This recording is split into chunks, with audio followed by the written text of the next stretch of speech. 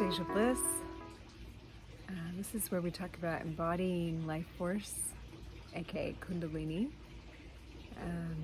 Today I want to talk about the current planetary aspect of course, we have Pluto in Aquarius, and currently Venus is opposing Pluto in Aquarius, so Venus in Leo, and they are at an opposition. This is an interesting one for me because Venus right now is opposing my natal Venus, sitting right where Pluto is, but we won't go into my thing particularly, but I do want to discuss these two archetypes kind of doing a standoff. Oppositions is, it's two sides of the same thing, right? So you have Aquarius and you have Leo, and those two energies, Leo can be it's fifth house. Leo's naturally the fifth house, which is the persona, the life force itself, okay? Life force, and in this case Venus is there, and Venus is how we love. It's our love. She's our feminine grace. She's like Persephone, daughter of Demeter. And Pluto is Hades. Pluto is the underworld. It's transformation. Pluto is the deep dive scorpionic house, right? Sitting in Aquarius. The 11th house of our community, our friends, our comrades, our neighbors, but also, humanity at large. Humanity at large. So interestingly, think of this Pluto in Aquarius taking humanity through the underworld, okay? Taking all of us through a deep transformation. And Venus comes in right now and is like, we're getting to the heart of the matter. Getting to the heart of the matter. My dad is in the ICU. I won't go into all the details, but this heart is doing a dance with the underworld for sure. And so is all of my family, especially the lovely women in my family, the sisters and I who are around here. And I spoke about death the other day, so I want to talk about it in terms of the transformation that Kundalini life force enacts upon our hearts. And especially in the relationship dynamics, I want to talk about that, especially intimate relationships.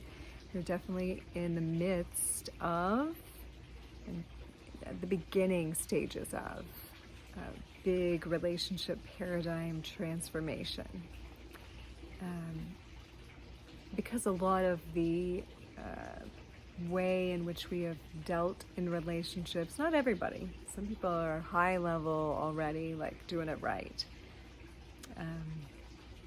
Not that everyone else is doing it wrong, just there's some ways that the, pre-awakened, you could say, or partially awakened, masculine and feminine, have been dealing with relationship and have been doing relationship, right? And when this deepening, and I do believe that many of us have been going through a deepening of the heart's capacity through our awakening cycle, a deepening of what the heart is capable of, and why so many quote-unquote failed relationships, or even what we call abusive or narcissistic or whatever. Of course, these are the negative labels that we give to the dark side of love. Okay? And until we also understand the light side, the true polarity, the grace, the unconditional love, the mutual servitude of spiritual evolution that's, present And then of course the consciousness has to be there too, for it to really like be able to take that flavor on of not just the negative persona. So instead of, the only way it cannot be narcissistic but carry some of the same, you know, things going on, is the consciousness of both people involved, and the how much work they're able to do through the process to transform the patterns in the relationship.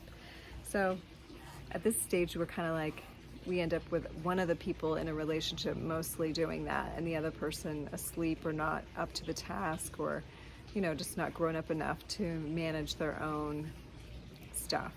So as we shift relationship paradigms, and I do believe this Venus and Pluto opposition are sort of like, you know, it's like, where have I been at odds with love? You know, where have I been doing the dance with death? Like, no, you're not going to take me down that road, you know. And this act of protecting our hearts, though it can be preservatory, can preserve sometimes,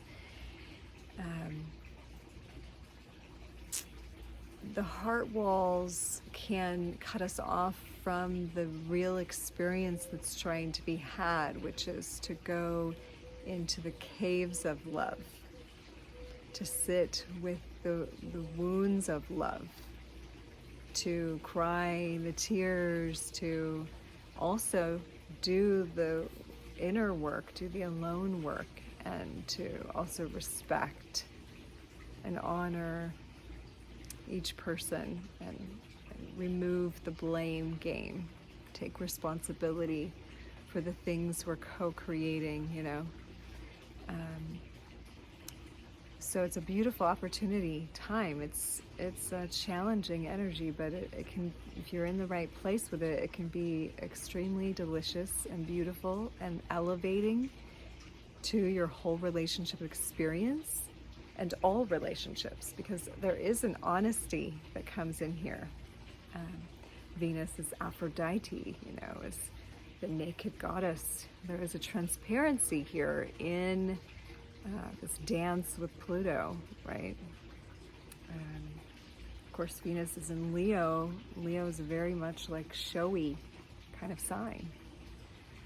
So sometimes the things that we show up for in love, that we express emotionally, you know, when we bring them right to the table of the transformation itself, they can be tools that aid in that. So honesty, transparency, vulnerability can actually make that transformation process really potent and beautiful instead of so painful.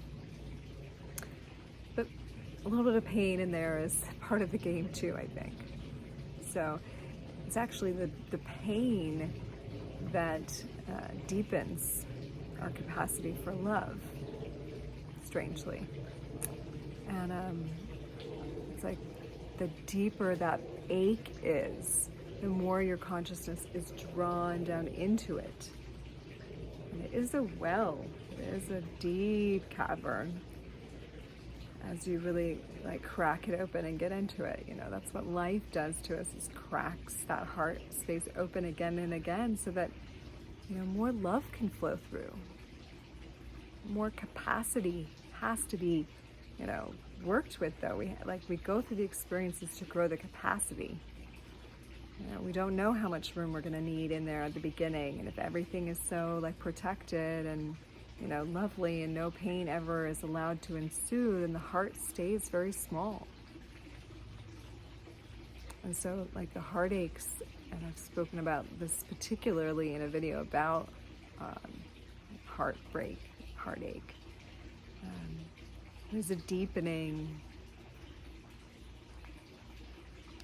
There's an opportunity for compassion and humility, which, as Dr. Thornton said the other day, reminded us again, humility keeps that crown chakra open. So we don't stay prideful, or we don't get prideful even in our spiritual, especially in our spiritual practice. Or we just think we got it all figured out, or we've done our work already. You know, the work's never done. It's the resilience that we show up in our own life, and the ability to face the next thing with grace. and take the next risk that's being asked of us as it comes in. It's weighing and balancing, like, are you just not doing something to make somebody else feel good, to make sure somebody else doesn't get hurt? I mean, there's a nicety to that, but there's also like, are you stifling your soul growth though? Is there somewhere you're meant to expand into that's love? And authenticity is like, yeah, okay, some pain and a little heartache is the stretching of people. And it's meant to do that. People need to be stretched.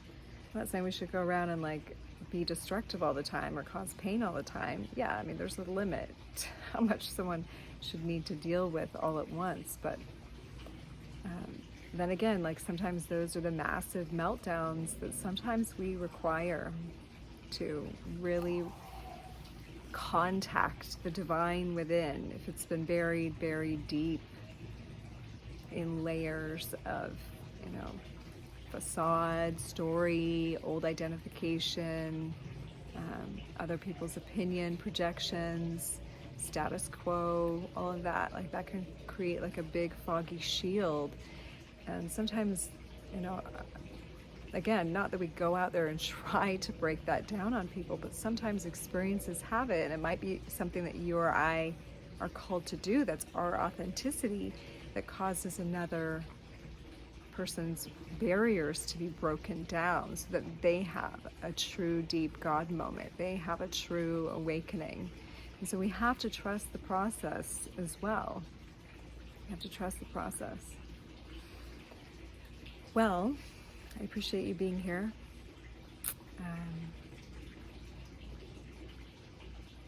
These are the best of times. These are the worst of times. It comes with both sides, doesn't it? I appreciate you coming and stopping in and sharing this slice of time with me. It really means a lot to me. I'd love it if you press like and just visit me again sometime. Subscribe, share, all that jazz. And let me know in the comments if there's anything you would like to discuss along these lines, or if you would like a personal session or reading, please do reach out. My email and my website are below. It would be my absolute honor. And if you are in the area, in the Utah, Salt Lake County area, I am teaching yoga on Sunday. So go to my website and you can find the scheduling there. All right. Much love to you, blessings, and namaste.